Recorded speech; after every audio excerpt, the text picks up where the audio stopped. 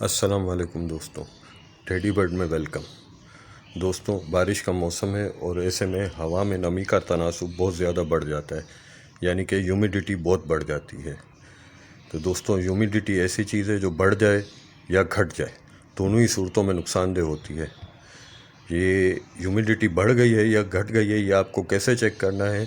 یہ ایک تو طریقہ یہ ہے کہ جو حبس محسوس ہوتا ہے ہمیں، عموماً بارش کے بعد جو ہمیں حبس محسوس ہوتا ہے وہ اسی لیے ہی محسوس ہوتا ہے کیونکہ ہوا میں ہیومیڈیٹی بڑھ گئی ہوتی ہے۔ اس کے علاوہ یہ ٹیمپریچر میٹر ہے، اس میں آپ دیکھ سکتے ہیں کہ جو نیچے ہے ریڈنگ، یہ ہیومیڈیٹی کی ہے۔ 85% اس وقت ہیومیڈیٹی ہو رہی ہے، جو کہ بہت ہی زیادہ ہے۔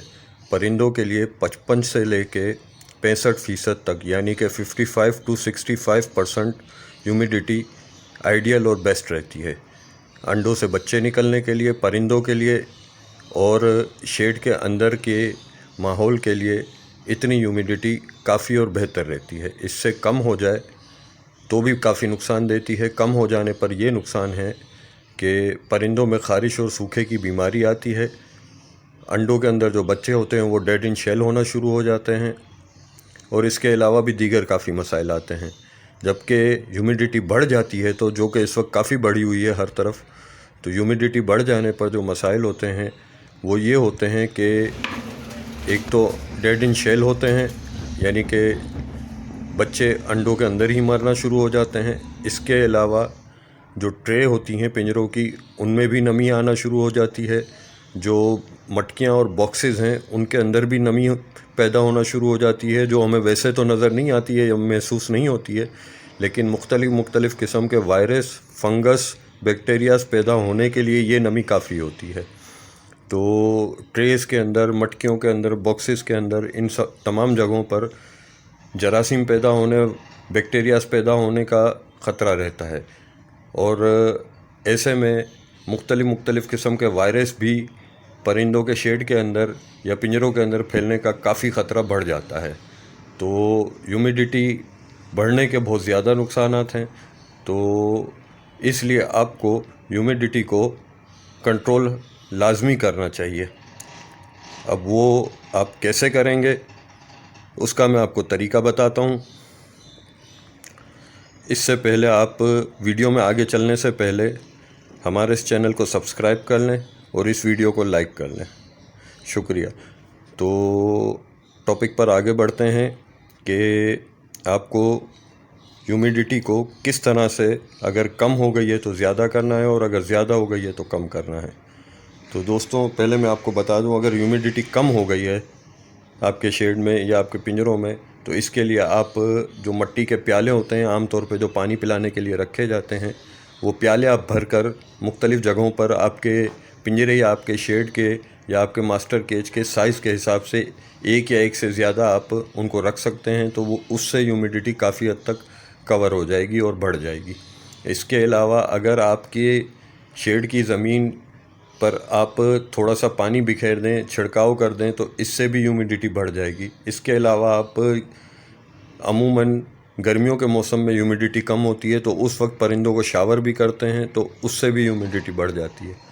جبکہ اگر ہیومیڈیٹی بڑھ جائے بہت ہی زیادہ، جیسے اس وقت بارش کے موسم ہے اور ہیومیڈیٹی کافی بڑھ گئی ہے، تو اس کو آپ کیسے کم کر سکتے ہیں؟ اس کے لیے سب سے پہلے تو آپ کو روم کے اندر یا شیڈ کے اندر یا ماسٹر کے جہاں بھی آپ نے پرندے رکھے ہوئے ہیں اس جگہ پہ آپ کو خشکی پیدا کرنی پڑے گی۔ خشکی پیدا کرنے کے لیے آپ لکڑی کا برادہ بھی بکھیر سکتے ہیں، سوکھی گھاس بھی ڈال سکتے ہیں، یا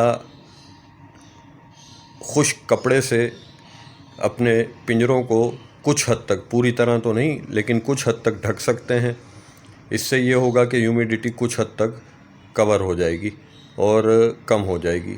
جبکہ زمین پر آپ بھوسا، لکڑی کا برادہ، توڑی یا سوکھی بجری یا مٹی، ایسی کوئی بھی چیز بکھیر دیں تو اس سے بھی ہیومیڈیٹی کافی کم ہو جاتی ہے۔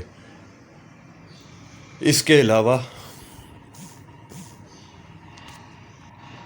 اگر آپ نے پرندے کسی روم کے گھر کے کمرے کے اندر رکھے ہوئے ہیں یا کسی بند جگہ پر رکھے ہوئے ہیں تو وہاں سب سے بہتر طریقہ یہ ہے کہ آپ جو وہ پیلے بلب آتے ہیں 100 وولٹ کے اور 200 وولٹ کے وہ لگا کے وہ آن کر دیں، کیونکہ اس کی تپش سے کافی حد تک ہیومیڈیٹی کا لیول نیچے آ جاتا ہے۔